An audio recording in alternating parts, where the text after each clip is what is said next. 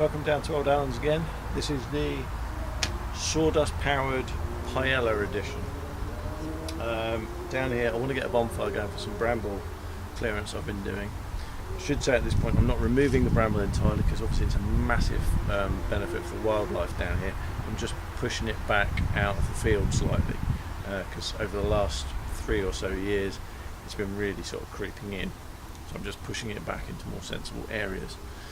Today is a beautiful spring day. The bees are active on the hives, or at least 2 of the hives are active. The 3rd hive has got no life in it at all, which is a bit of a worry, but I shall let the beekeeper know about that. They're feeding like mad on the catkins. I've been trying desperately to get footage of them, but of course the catkins are blowing around and they're tiny and they're very fast little things, so I haven't really managed it, but I'll put up what I have managed to get.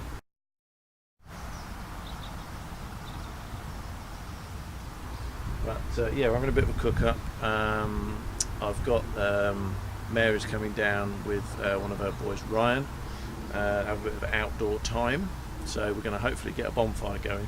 It's a little bit breezy today, but hopefully we'll get that going and cook a paella on the frontier stove, so stick around. I'm actually going to be trying a new fuel in the stove. These are compressed sawdust pellets, I suppose you'd call them, from a local woodworker, and he sells these in a bag. He gave me this as a free sample. He sells these in a bag for £2 a bag, and for a stove like the Frontier stove or whatever, they're probably ideal. Clearly I don't normally buy wood. But I'm curious to see how well these go. He says you can break them apart because it is just sawdust.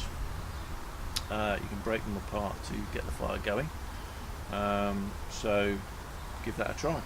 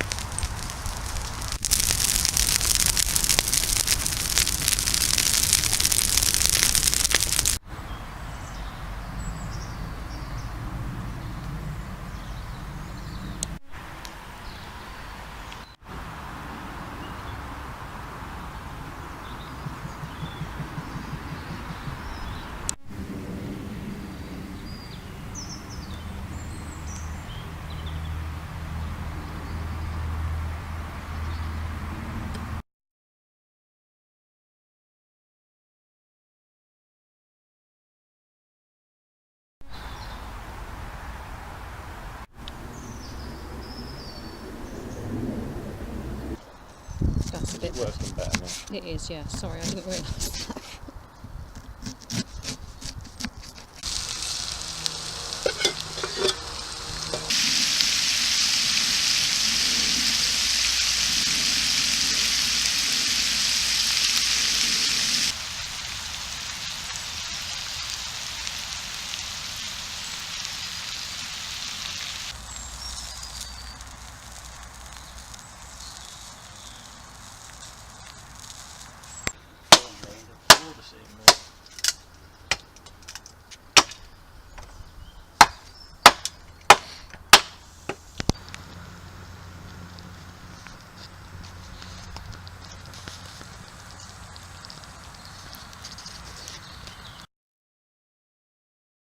It's the next day, so welcome back down to Old Allen's.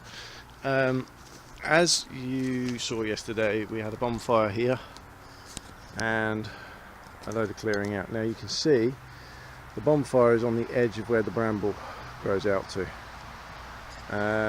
This area here is one of the flattest areas in the field, so running along this line, along there is a ditch.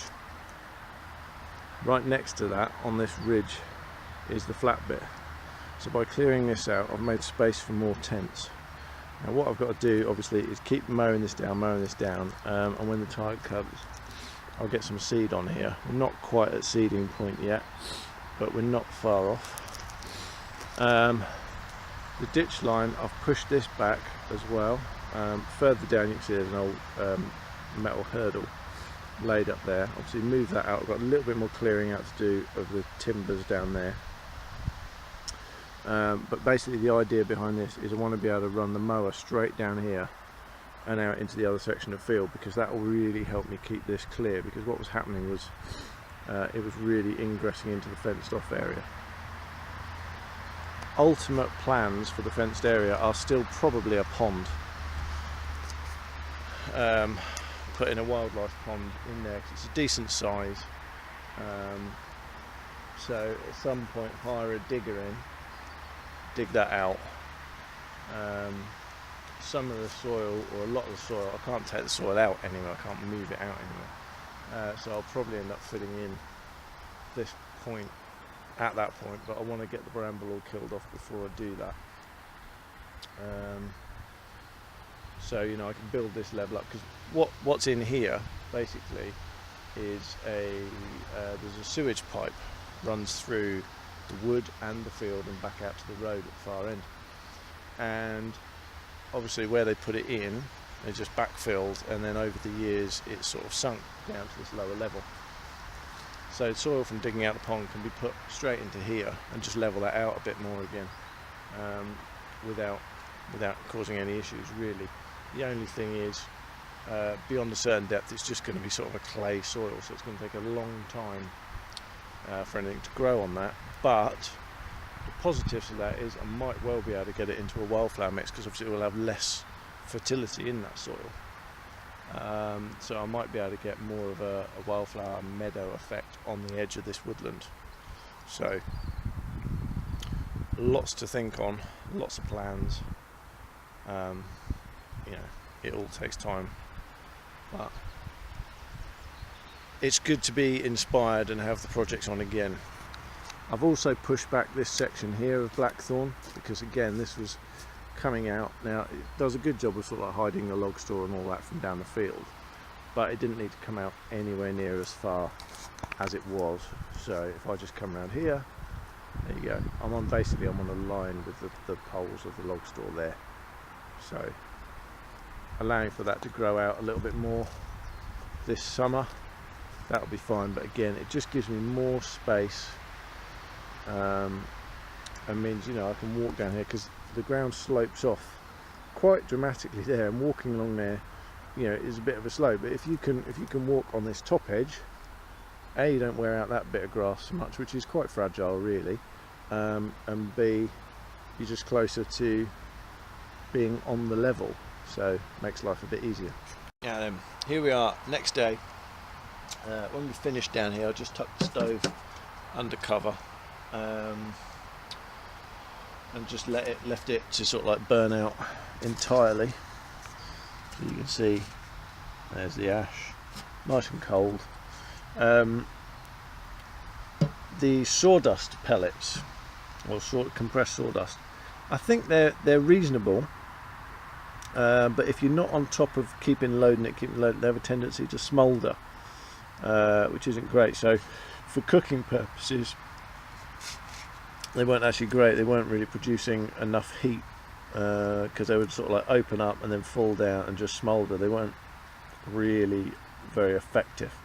So I went back to chopping a bit of wood, and that's much better as a cooking source for doing the paella. But yeah, so Mary has some issues with keeping it going, but I think as a backup fuel, as an extra source, or maybe in a larger stove where you're not cooking, that might be ideal. But yeah, just on their own in a frontier stove, not particularly great. But There we go. Good old Frontier stove though. That cooked us up a good nosh last night, courtesy of Mary. That was really good.